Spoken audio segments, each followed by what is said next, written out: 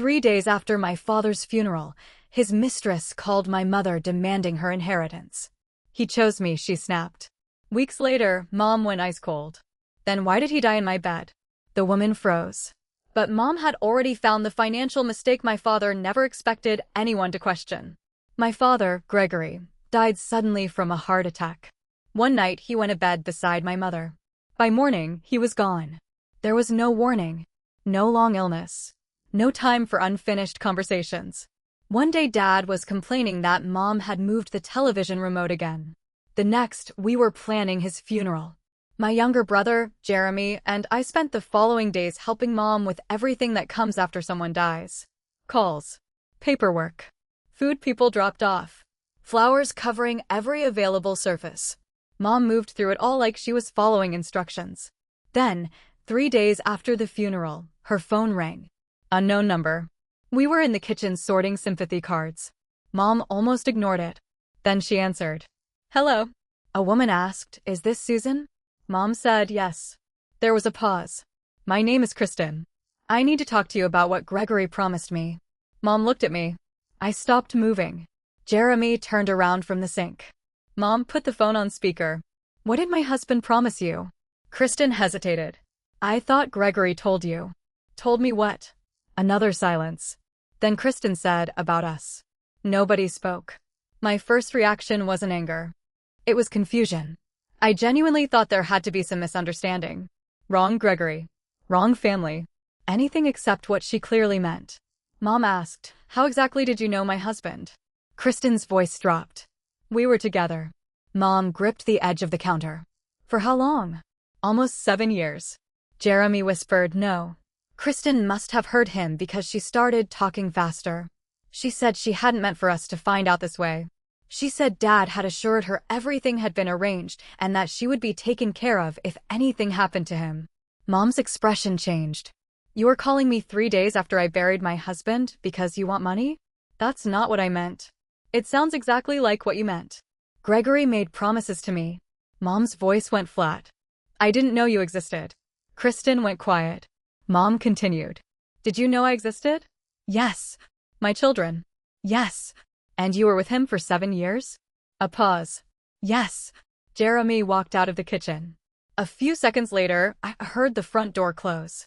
Mom stared at the phone. What exactly did he promise you? Kristen said Dad had changed his will. She said he'd told her she would receive a substantial part of his personal estate. Then she added, Gregory chose me. He just never got the chance to finish what he started. Mom's face hardened. But she didn't argue. Not then.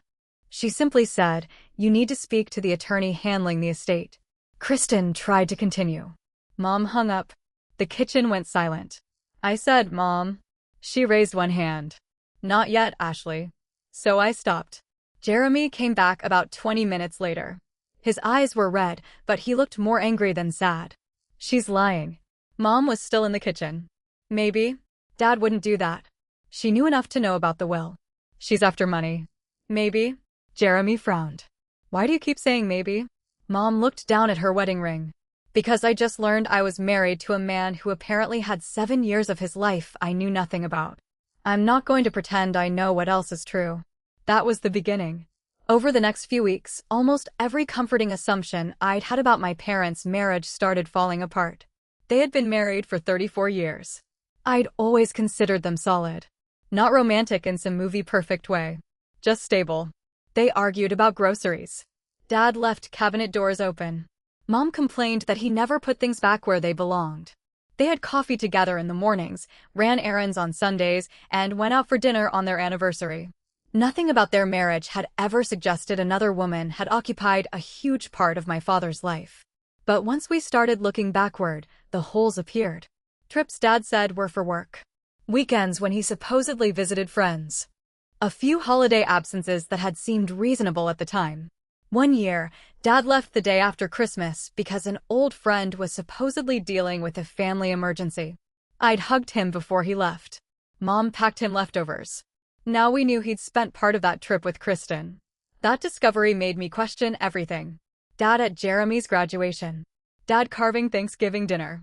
Dad asleep in a lawn chair during a family barbecue. Every memory suddenly had another possible version. Where was Kristen before that picture? Where was she afterward? What had Dad told her? What had he told us? This wasn't one terrible mistake. Dad had built routines with another woman. He rented an apartment for Kristen for several years and helped with the rent. He took trips with her, bought her gifts, celebrated birthdays. They had restaurants they considered theirs. Inside our house, he was Mom's husband. Outside it, he had another relationship none of us knew existed. Then we met with the attorney handling his estate. That was when the betrayal became measurable. Mom, Jeremy, and I sat across from the attorney while he explained that Dad had changed his will about 18 months before he died. There were ordinary provisions, personal belongings, savings, investment accounts. Then Kristen's name came up. Dad had tried to leave her half of what the document described as his personal estate. The other half was divided among Mom, Jeremy, and me. Jeremy actually laughed. Not because it was funny, because he couldn't believe what he'd heard. Half. The attorney nodded. That is what the document states. My father left half his estate to his mistress? There were questions about which assets were actually part of his individual estate. Jeremy leaned back. What does that mean? The attorney started explaining ownership. Joint funds. Marital assets. Property titles. Accounts created during the marriage. Mom had barely spoken. Then she asked one question. Did Gregory actually own everything he tried to give her? The attorney paused. No, not necessarily. I looked at Mom. Something changed in her expression. What happens if he tried to leave her something that wasn't entirely his? His will doesn't override someone else's ownership rights. What about accounts containing marital funds? They would need to be reviewed. And property purchased from joint accounts? That too. Mom nodded. Okay, one word. But I knew what it meant. Dad had controlled the information for 7 years. Now Mom was going to follow the money. My parents had combined finances for most of their marriage. Dad handled investments because he enjoyed managing them. Mom trusted him. Years earlier, she had inherited money from her parents. Some helped them buy their first home. Later, portions of it went into investments Dad managed. Over decades, money moved around. Joint income was reinvested. Assets were sold. New investments were purchased. Dad seemed to think of many of those investments as his because he managed them. Legally, that wasn't the same as owning all of them. Mom hired her own attorney, then an accountant. They started tracing everything. I went with her to several meetings because she didn't like driving home alone afterward. She brought a notebook every time. What funded this account? When was this property purchased? Where did the original deposit come from? What percentage is actually Gregory's? One night, I found her at the kitchen table surrounded by old bank records. It was past midnight. You should sleep. I will. You've said that for an hour. She finally put down her pen. I sat across from her. Are you getting through this? Mom looked at the statements. If I sit here asking why he did it, I'll drive myself crazy. She tapped the papers. This has an answer. That became her survival strategy. Dad couldn't explain himself. The records could. And the records were ugly. Some assets Dad had left Kristen were clearly his. Nobody disputed those. But other accounts contained marital funds. One investment had been purchased partly through a joint account. Another had grown using money earned during the marriage. The investment property mentioned in the will was especially complicated because some of the original purchase money could be traced back to joint funds. Then the accountant found payments connected to Kristen's apartment. Some of the money Dad used to help support that second life had come from marital income. Mom stared at the statement. So I helped pay her rent. The attorney said, carefully legally, I wouldn't phrase it exactly that way. Mom looked at him. I would. Then she closed the folder. The affair was one betrayal. Realizing Dad had used money from their shared life to maintain it was another. Kristen began messaging Mom during the investigation. At first, the messages were careful. She said she didn't want conflict. She said she understood everyone was grieving. She said Dad had made his intentions clear. Mom ignored her. A few days later, another message arrived. Gregory promised I would be secure. Then, he wanted me to have those investments. Then, I hope you aren't trying to undo his final wishes because you're angry. Mom still didn't respond. Eventually, Kristen contacted me. I almost deleted the message. Instead, I opened it. She wrote that she knew Jeremy and I probably hated her. Then she said Dad's relationship with her was more complicated than an affair. I wrote back, "What exactly is complicated about knowingly seeing a married man for 7 years?" Her response came quickly. "Your father loved me." I stared at the screen. "He was married to my mother." Kristen replied. Their marriage had been emotionally over for years. That was the first time I called her. She answered on the second ring. "Don't say that to me again." She sounded startled. "Ashley, you didn't live in our house. Your father told me what his marriage was like." My father apparently told everybody whatever kept them where he wanted them. She went quiet. Then she said, "He was unhappy." "So he told you?" "He was." "Then why didn't he leave?" "He was planning to." "When?" She hesitated. "Eventually." I laughed once. Eventually isn't a date. There were family situations. What situations? She didn't answer directly. Instead, she said, "He didn't want to hurt everyone." That made me angry. He already did. We just didn't know yet. Kristen's voice sharpened. "You think I didn't lose anything? You knew he was married." "Yes." "You knew about my mother." "Yes." "And you stayed." "I loved him." For a second, I didn't know what to say. Then I said, "My mother loved him too." I hung up. Jeremy wanted Mom to fight over every dollar. One evening he told her, "Don't give Kristen anything." Mom was making tea. If something was legally your father's, he could leave it to whoever he wanted. Jeremy stared at her. "After what she did?" Mom turned around. "After what they did. She's not innocent." I didn't say she was. "Then why let her have anything?" "Because I'm not spending years fighting over something that wasn't mine. It's about principle." Mom placed her mug on the counter. "For you." Jeremy frowned. "For me, principle is figuring out what belongs to me and keeping it." That frustrated him. But Mom was clear. She wasn't trying to erase Dad's will. She was trying to stop him from giving away assets he didn't fully own. Then Mom did something neither Jeremy nor I expected. She invited Kristen to dinner. At our house. I thought she'd lost her mind. "You invited her here?" "Yes." "Why?" "I want to talk to her." "You can talk somewhere else." "No." "Why would you want her in this house?" Mom looked at me. "Because she spent 7 years knowing exactly where I was." I stayed quiet. I didn't know she existed. For once, she can walk into my life instead of me discovering pieces of hers. Jeremy refused at first. Then dinner night came, and he showed up anyway. He claimed he didn't want Mom alone with her. At exactly 6:30, the doorbell rang. Mom opened it. Kristen stood there holding white lilies. Flowers. I almost laughed from the sheer awkwardness. Kristen said, "I wasn't sure what to bring." Mom looked at the flowers. Then at her. Apparently neither was Gregory. Kristen's face changed. Mom took the flowers and put them in water. That somehow felt more intimidating than throwing them away. Kristen wasn't what I'd imagined. I had pictured someone glamorous, confident, someone who might make Dad's behavior easier to explain. Instead, she looked ordinary, nervous. She kept twisting a ring on her finger. She thanked Mom for inviting her. Mom replied, "I haven't decided if you're welcome." We sat down. Mom had cooked Dad's favorite meal. Jeremy noticed almost immediately. He looked at her. Mom ignored him. At first, nobody knew what to say. Then Mom asked, "How did you meet my husband?" Kristen looked surprised. Maybe she'd expected screaming. She explained that they met through mutual acquaintances at an event. Dad contacted her afterward. Kristen knew he was married. Dad told her the marriage had already broken down emotionally. He said leaving was difficult because finances were complicated. Mom almost smiled. "Finances." Kristen nodded.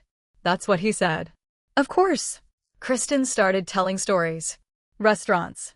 Trips. Places Dad took her. She mentioned a coastal trip. I froze. I remembered that one. Dad had told us it was work-related. When he came home, he brought Mom a small decorative bowl. It was sitting on the bookshelf behind us. Dad had gone away with another woman and returned carrying a gift for his wife. Kristen talked about Dad's habits. How he always ordered dessert but claimed he only wanted one bite. Mom gave a tiny smile. He never wanted one bite. Kristen smiled too. Then both women realized what they'd just shared. The smiles disappeared. That moment hurt more than I expected. Eventually Kristen started talking about what Dad told her about Mom. That was when the evening changed. She said Dad had felt lonely. That he and Mom had become more like roommates. That he felt trapped by responsibility. Jeremy put his fork down. Don't. Mom looked at him. Let her speak. Kristen hesitated. Mom said, "You've repeated my husband's version of our marriage. You may as well say it to me." Kristen continued. Dad had apparently told her Mom couldn't manage without him. That leaving would destroy the family. That the timing was never right. Mom asked, "Then why didn't he leave?" Kristen looked uncomfortable. There were reasons. Such as, he wanted to wait until Jeremy finished college. Jeremy stared at her. And after that? Kristen swallowed. Your surgery. Mom had undergone surgery a few years earlier and needed time to recover. Kristen said Dad told her he couldn't leave during that. Then Mom's mother became ill. He couldn't leave while she was dealing with it. Then Mom's mother died. He couldn't leave while she was grieving. Then there were financial issues. Then holidays. Then something else.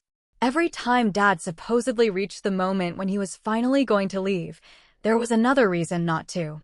Kristen's voice started shaking. He kept saying we were almost there. For the first time, I looked at her differently. Not kindly. Not forgivingly. Just differently. She had spent 7 years waiting for Dad to keep a promise he kept moving. Mom asked, when exactly was he going to leave me? Kristen wiped at her eyes. This year. Mom nodded. Convenient. It's true. Did he hire a divorce attorney? I don't know. Did he find another place to live? I don't know. Did he tell Ashley? No. Jeremy? No. Did he tell me? Kristen didn't answer. Mom waited. Finally she whispered no. Mom folded her hands. So you had a promise. Kristen nodded. Mom said, I had a husband. Kristen looked at her. He loved me. Mom's jaw tightened. Then Kristen made the mistake that changed the entire dinner. He chose me.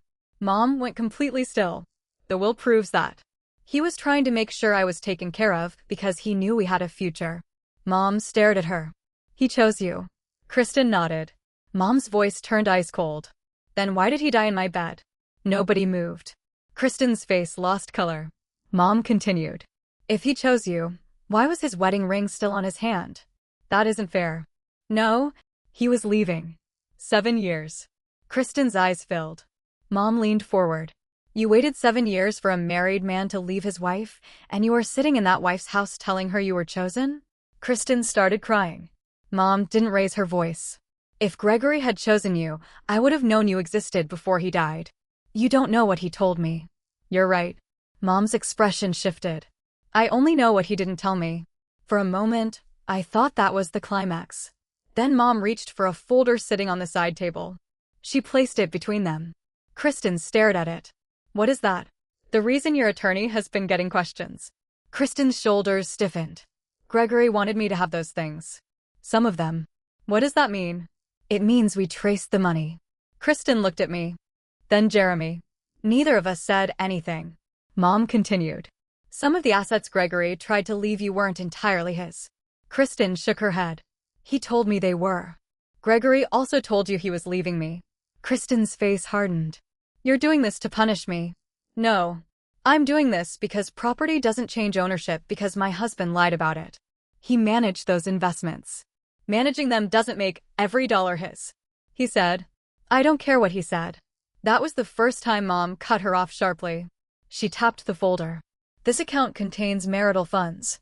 That investment was partly funded through a joint account. The property you believe you're entitled to was purchased using money that wasn't exclusively his. Kristen stared at the documents. Then Mom delivered the part one knew hurt her most. And some of the money he used to help pay for your apartment came from our marital income. Kristen looked up. Mom said, so before you tell me again that my husband chose you, understand something. For part of those 7 years, I was unknowingly helping finance the life he was hiding from me. Kristen's voice dropped. I didn't know that. I believe you. That answer surprised all of us. Kristen blinked. Mom sat back. I don't think Gregory told either of us enough truth to make informed decisions. Kristen started crying again. Then she said something that changed the mood. He told me the will was proof. Mom frowned. Proof of what? That he meant it. Kristen looked down. Every time he delayed leaving, I started questioning him. Then he changed the will. He told me that showed I wasn't temporary. Mom didn't respond. He said if anything happened to him, I would know where I stood. I understood then why the inheritance mattered so much to Kristen. It wasn't only money. Dad had turned it into evidence. Evidence that one day she would become his real life. He could keep living with Mom while telling Kristen the paperwork proved their future was coming. Mom closed the folder. He lied to me. Kristen nodded. And he lied to you. Yes. Mom's voice softened slightly. That doesn't make what you did to me okay. I know. You knew he was married. I know. You knew I existed every day. Kristen wiped her face. I know. Mom looked at her for several seconds. But I'm beginning to understand that you were waiting for a man who benefited from keeping you waiting. That was probably the closest either woman came to understanding the other. Not forgiving. Understanding. The legal dispute lasted for months. There were no dramatic courtroom speeches. Mostly documents. Emails. Account histories. Meetings. Every asset had to be examined separately. Some things were clearly Dad's. Kristen was entitled to what he had legally left her. Other assets were disputed because Dad had treated jointly funded property as if it belonged entirely to him. Jeremy hated that Kristen would receive anything. She knew he was married. Mom replied, so did he. That doesn't mean she deserves his money. If it was his money, it wasn't mine to decide. I'd fight her for all of it. Mom looked exhausted. And then what? Spend another 2 years letting your father decide what I think about every morning. Jeremy stopped. I want what belongs to me. I don't want the rest. Eventually, both sides settled. Kristen kept money and assets Dad had clearly owned individually. Mom recovered a much larger portion of the disputed estate than Dad's will suggested because several assets weren't entirely his to give away. Kristen dropped certain property claims. Mom stopped fighting over assets where ownership was clear. When Jeremy heard the final numbers, he was furious. She's still getting that much? Mom nodded. Yes. Why didn't you keep fighting? Because I'm done. But Dad, your father made promises. Jeremy stared at her. Mom added, some of them were his to make. That stayed with me. Mom had every emotional reason to want Kristen punished. Instead, she protected what belonged to her and ended the fight.